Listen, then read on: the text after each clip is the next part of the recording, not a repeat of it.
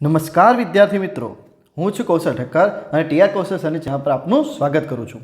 મિત્રો, ધોરણ 10ની માર્ચ 2023ની બોર્ડની એક્ઝામ માટે આપણી ચેનલ પર લિબર્ટીના લેટેસ્ટ પેપર સેટનું સોલ્યુશન ચાલુ કરી દીધું છે, જેની અંદર ઓલરેડી બેઝિક મેથ્સના પેપર 3નો વિભાગ એ સંપૂર્ણ કોન્સેપ્ટ સાથે અને શોર્ટ ટ્રિક સાથે આપણે શીખવાડેલો છે. આપણે એ રીતે સોલ્વ કરીએ છીએ કે જેથી કરીને પરીક્ષામાં એના જેવો કોઈ બીજો એક્ઝામ્પલ પૂછાય છે તો પણ તમને આવડી જશે. કારણ કે અહીં આપણે ફક્ત ને ફક્ત સોલ્વ નથી કરાવતા, આપણે એની અંદર એને રિલેટિવ પણ જેટલા બી ક્વેશ્ચન બને છે એ પણ સાથે કહીએ છીએ અને સાથે સાથે શોર્ટ ટ્રિક દ્વારા સોલ્વ કરીએ છીએ. સાહેબ, શોર્ટ ટ્રિક એટલે એક કોઈ પણ પ્રશ્ન છે એની પાછળ ફક્ત ને ફક્ત આપણે એક જ મિનિટ ફાળવીએ છીએ. તો એનો મતલબ કે સાહેબ 16 ક્વેશ્ચન છે, 16 ગુણ છે, તો 16 મિનિટની અંદર વિભાગ એ કમ્પ્લીટ થઈ જશે. Yes my dear. ઓકે, હવે જુઓ, તમે આપણી ચેનલ પર નવા આવ્યા છો તો આજે જ આ ચેનલને સબસ્ક્રાઈબ કરીને રાખજો, કારણ કે આવા અદ્ભુત વિડીયોની નોટિફિકેશન તમને અચૂકથી મળતી રહેશે. આવા હજુ પણ આપણે પેપર સોલ્યુશનના વિડીયો મૂકવાના છે. ટોટલ 10 પેપર છે, 10 પેપરના સોલ્યુશન તમારી સમક્ષ મૂકવામાં આવશે.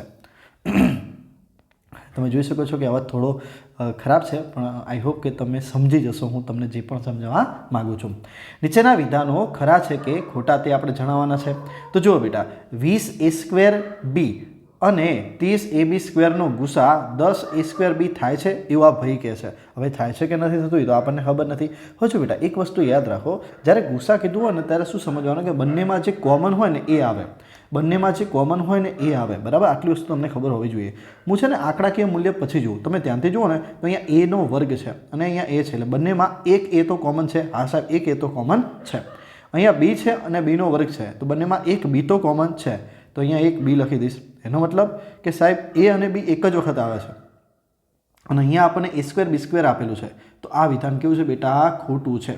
બરાબર, કારણ કે બંનેમાં જે કોમન હોય ને એ જ આવે. બરાબર, હજુ ના ખબર પડ્યું તો હજુ આપણે જો આંકડાકીય મૂલ્ય જોઈએ. 20 છે તો 20 છે એટલે શું થશે? તો 10 2 20 થશે. 30 એટલે શું થશે બેટા? 10 તરી 30 થશે. તો બંનેમાં કોમન શું છે? 10 જ છે. તો આપણો આન્સર શું થઈ જશે? ગુસા 10ab. શું આન્સર થશે? 10ab, નહીં કે 10a²b. મતલબ a²b b² તમારો આન્સર નથી આવતો. શું આન્સર આવે છે? 10ab આન્સર આવે છે. તો પહેલું વિધાન કેવું છે બેટા? ખોટું છે. હવે જોઈએ, બહુપદી x ની 5 ઘાત -12 અને x નો ઘન -5 ની મહત્તમ ઘાત કેટલી થાય છે? 5 થાય છે એવું આની અંદર આપેલું છે. ધ્યાનથી સમજો તો તમને ખબર પડી જશે. આનો ગુણાકાર હું આની સાથે કરીશ તો 5 ને 3 કેટલી ઘાત થઈ જશે બેટા? x ની 8 ઘાત થઈ જશે. સિમ્પલ વસ્તુ છે ને, તો મોટી ઘાત કેટલી આવશે બેટા? 8 આવશે. 5 તો નહીં જ આવે, તો આ વિધાન પણ કેવું છે બેટા? એકદમ ખોટું છે. ઓકે, હવે જો અહીંયા આપણને શું આપ્યું છે કે cosec 45 = 1/√2 થાય છે. એકદમ ખોટી વાત છે. કારણ શું? આપણને ખબર છે કે sin 45 આવે ને તો કે સાહેબ 1/√2 થાય, અને આ તો શું છે? cosec, એટલે કે sin નો વ્યસ્ત થાય. તો sin નો વ્યસ્ત થાય તો 1/√2 નો વ્યસ્ત કરવો પડે ને, તો 1/√2 નો વ્યસ્ત શું થાય બેટા? √2 થશે. ક્લિયર થાય છે? તો cosec 45 ની કિંમત શું થશે? √2 થશે, 1/√2 થશે નહીં. ઓકે, ક્લિયર થાય છે? તો ત્રીજું વિધાન પણ કેવું છે બેટા? એકદમ ખોટું છે. ચોથા નંબરમાં આપણને આપ્યું છે કે sin a + b = sin a + sin b થાય છે. તો જોઈ લઈએ. ચલો, અહીંયા હું મૂકી દઉં છું 30, અહીંયા હું મૂકું છું 60. બરાબર, એટલે એનો મતલબ મેં a ની કિંમત 30 લીધી છે અને b ની કિંમત 60 લીધી છે. એનો મતલબ શું થશે કે સાહેબ sin 30 અને 60 બંનેનો સરવાળો એટલે 90 થઈ જશે. હવે sin 90 ની વેલ્યુ કેટલી થાય? 1 થાય. કેટલી થાય બેટા? 1 થાય. અહીંયા મૂકીને ચેક કરું છું. હવે જુઓ, sin a ની કિંમત કેટલી છે? 30 પ્લસ sin અને b ની કિંમત કેટલી હતી? 60 હતી. ઓકે, sin 30 ની કિંમત કેટલી થઈ જશે? 1/2 થશે. sin 60 ની કિંમત કેટલી થશે? √3/2 થશે. બંનેનો સરવાળો કરીએ તો √3 + 1/2 આવશે. એનો મતલબ આ સંખ્યા અને આ સંખ્યા એ બંને સેમ છે નહીં, અને અહીંયા શું કહે છે? બંને સરખી આવે છે. તો બેટા આ વિધાન કેવું છે? એકદમ ખોટું છે. ટૂંકમાં પેપર નંબર 4ની અંદર અહીંયા આપણને જે 4 વિધાન આપ્યા હતા એ 4 વિધાન અહીંયા કેવા પડે છે બેટા? ખોટા પડે છે. તો જોઈ મિત્રો, ફક્ત 4 મિનિટ થઈ છે અને 4 હેતુલક્ષી પતી ગયા છે. આગળ વધીએ છીએ. બહુવિકલ્પીય જવાબવાળા પ્રશ્નોમાંથી આપણે સાચો જવાબ પસંદ કરવાનો છે. 65 અને 117 નો ગુસા શોધવાનો, અને એ ગુસા કેટલો આપેલો છે? તો કે 65m - 117 ના સ્વરૂપે દર્શાવી શકાતું હોય તો m ની કિંમત કેટલી થશે? તો જો બેટા, 65 એટલે શું થશે? તો કે સાહેબ 13 50 65 થશે 170 એટલે શું થશે તો કે સાહેબ 13 નવા 170 થશે ઓકે એનો મતલબ શું થયો કે બંને 13ના ઘડિયામાં આવે છે ક્લિયર થાય છે ને જો બંને 13ના ઘડિયામાં આવતું હોય તો સાહેબ તમે તો હમણાં શીખવાડ્યું કે ગુસા એટલે શું થાય જે બંનેમાં કોમન હોય એ થાય તો સાહેબ બંનેમાં કોમન તો 13 છે એનો મતલબ આપણો ગુસા 13 થાય હા બેટા આપણો ગુસા કેટલો થઈ જશે 13 થઈ જશે તો ગુસા 13 એને કોના બરાબર લખી શકાય તો 65m - 17 બરાબર લખી શકાય છે -17 જે છે આ બાજુ આવે તો પ્લસ થઈ જશે એટલે કેટલા થઈ જશે બોલો તો અહીંયા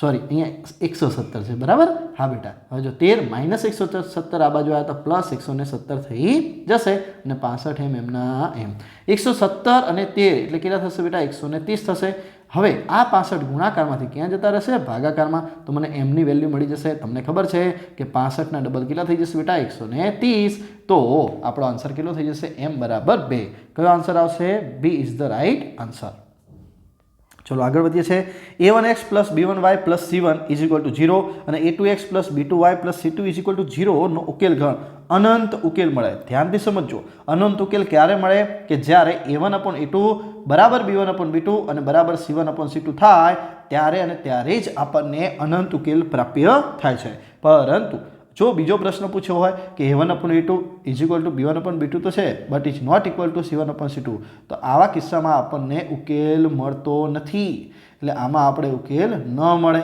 ઓકે આમાં અનંત ઉકેલ મળે જે મેં તમને કહી દીધું બરાબર અને જો a1/a2 does not equal two b1/b2 આવે તો આમાં અનન્ય ઉકેલ મળે કેવો ઉકેલ મળે અનન્ય ઉકેલ મળે તો આની અંદરથી તમને આ ત્રણ પ્રશ્ન પૂછાઈ શકે છે કે ઉકેલ ન મળે તો આ આવશે અનંત ઉકેલ મળે આમાં શું આવશે અનંત ઉકેલ મળે ઓકે અનંત ઉકેલ મળે તો આ આન્સર આવશે અને અનન્ય ઉકેલ મળે એટલે એક અને માત્ર એક જ ઉકેલ મળે તો આવશે એ ક્લિયર થઈ ગયું બેટા તો આ રીતે તમને ખબર હોવી જોઈએ આ ફક્ત એક સૂત્ર જ છે આની અંદર કોઈ જ ગણતરી આવતી નથી નેક્સ્ટ જોઈએ છે 7મા નંબરનો પ્રશ્ન શું કીધું છે તો દ્વિઘાત સમીકરણ 2x² - √5x + 1 = 0 ને કેવા બીજ પ્રાપ્ય થશે તો જો બેટા બીજ મેળવવા માટે આપણે શું કરવું પડશે d = b² - 4ac જો b² - 4ac એ ગ્રેટર ધેન 0 આવે તો શું આવશે બે ભિન્ન અને વાસ્તવિક બીજ મળશે બરાબર 0 આવે તો સમાન બીજ મળશે અને જો લેસ ધેન 0 આવે તો વાસ્તવિક બીજ મળતા નથી ઓકે તો જોઈ લઈએ શું થાય છે બી કેટલા આપ્યા છે જો એ બી સી કોને કહેવાશે આને એ કહેવાશે બેટા અને બી કહેવાશે અને અચળ પદને સી કહેવાશે તો બીની વેલ્યુ તમે જોઈ શકો છો કેટલી છે -√5 એનો લખી દેવાનો વર્ગ -4 એની કિંમત 2 છે સીની કિંમત 1 છે વર્ગમાં 5નો વર્ગ 5 થશે ભલે માઇનસ થયું મેં તમને શીખવાડ્યું છે બેકી ઘાત હોય એટલે હંમેશા પ્લસ જ જવાબ આવશે 4 દુ 8 એકા 8 થશે 8માંથી 5 જાય તો -3 લેસ ધેન 0 આવ્યું મેં તમને શીખવાડેલું જો લેસ ધેન 0 આવે તો સમજી લેવાનું કે વાસ્તવિક બીજ મળતા જ નથી આનો વાસ્તવિક ઉકેલ મળતો નથી ઓકે ગ્રેટર ધેન 0 આવ્યો હોત તો ભિન્ન ઉકેલ મળત અને બરાબર 0 આવ્યો હોત તો સમાન ઉકેલ મળત ક્લિયર થાય છે તો આ વસ્તુ યાદ રાખજો લેસ ધેન એટલે કે માઇનસમાં જવાબ આવે તો કોઈ દિવસ આપણને વાસ્તવિક બીજ પ્રાપ્ય થશે નહીં ઓકે 8મા નંબરનો પ્રશ્ન છે કે ઉગમ બિંદુ કેન્દ્ર હોય તેવા એક વર્તુળના વ્યાસનું અંત્ય બિંદુ તમને આપેલું છે અને વ્યાસના બીજા અંત્ય બિંદુના યામ શોધો જો બેટા જ્યારે પરીક્ષામાં દાખલો પૂછે ને તો એકદમ હું તમને મસ્ત ટ્રીક આપું છું શું સમજવાનું છે ઉગમ બિંદુ તમારું કેન્દ્ર છે બરાબર એટલે 0 0 હશે કોઈ ટેન્શન નથી અને અહીંયા શું છે 3 તો બેટા 3 છે ઓલી બાદ જશે તો કેવા થઈ જશે -3 અને 2 માઇનસ છે તો ઓલી બાદ જાય તો કેવા થઈ જાય પ્લસ તો -3 ને 2 પ્લસ એવો આન્સર તમારો એક જ છે એટલે આ થઈ ગયો તમારો આન્સર પણ કે સાહેબ અમારે ગણવું હોય ગણતરી કરવી હોય તો કઈ રીતે આ તો તમે શોર્ટ ટ્રીક આપી દીધી બહુ સરસ છે મજા પણ આવી ગઈ પણ સાહેબ ગણતરી કરીને બતાવો તો જો સમજો આ તમારું શું છે એક મસ્ત મજાનું વર્તુળ છે આ તમારો વ્યાસ છે બરાબર અહીંયા આપી દઈએ એ અહીંયા આપી દઈએ બી અહીંયા તમારું કેન્દ્રના યામ શું કીધા હોય 0 0 જો ઉગમ બિંદુ છે એટલે એના યામ આપણને કેટલા આપેલા છે તો કે સાહેબ 3 અને -2 બીના યામ આપણે શોધવાના છે એટલે આપણને ખબર નથી તો આપી દઈએ x અને y ધ્યાનથી જોશો તો આ વ્યાસ હોય તો એનું આ કેન્દ્ર છે એટલે મધ્યબિંદુ કહેવાય હા સાહેબ કહેવાય તો મધ્યબિંદુનું સૂત્ર શું મેં તમને શીખવાડેલું છે પહેલું વત્તા પહેલું ભાગ્યા 2 અને બીજું વત્તા બીજું ભાગ્યા 2 તો શું આવશે બેટા 3 + x ભાગ્યા 2 3 + x ભાગ્યા 2 કોના બરાબર પહેલા 0 બરાબર બીજા નંબરમાં -2 + y ભાગ્યા 2 આ કોના બરાબર થશે બેટા? બીજા 0 બરાબર. આ અહીંયા જશે તો 0 થઈ જશે, આ પણ આ બાજુ જશે તો 0 થઈ જશે. +3 આ બાજુ જશે તો -3, -2 આ બાજુ જશે તો +2, એટલે x બરાબર -3 અને yની કિંમત તમને +2 જોવા મળશે. ધ્યાનથી જુઓ, આપણો આન્સર એ જ છે. ક્લિયર થાય છે?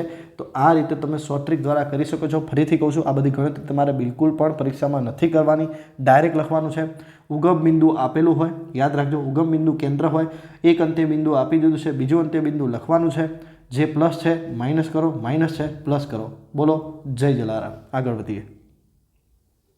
હવે સમજો, P ઓફ A જેમ P ઓફ A બાર એટલે ઘટના ઉદ્ભવે ને ઘટના ન ઉદ્ભવે એ બંનેનો ગુણોત્તર આપણને 2:3 આપેલો છે. તો સૌ પ્રથમ શું કરવાનું? બંનેનો સરવાળો નીચે લખી દેવાનો.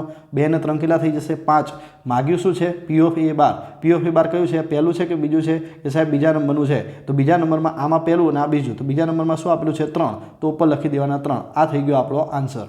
ફરીથી સમજાવું છું, ગુણોત્તર આપેલો હોય તો સૌ પ્રથમ પહેલું શું કરી દેવાનું? તો પહેલું તમારે જે છે બંનેનો શું કરી દેવાનો? સરવાળો કરી દેવાનો. તો 2:3 હતું, 2 ને 3 કેટલા થઈ ગયા? 5 થઈ ગયા. P ઓફ A બાર શોધવાનું છે. કયા નંબરનું છે? બીજા નંબરનું. તો લઈ લો બીજા નંબરનું 3. તો 3 આવી ગયો. 3/5 is the right answer. Okay, next આગળ વધીએ છીએ. સુરેખ બહુપદી px બરાબર 3x - 11 નું શૂન્ય શોધો. જ્યારે શૂન્ય શોધવું હોય તો બરાબર 0 મૂકી દેવાનું. કોના બરાબર? જે આપ્યું હોય એના બરાબર. ઓકે, -11 આ બાજુ જશે તો કેવા થઈ જશે બેટા? +11. 3x તો તમારા તેમના તેમ.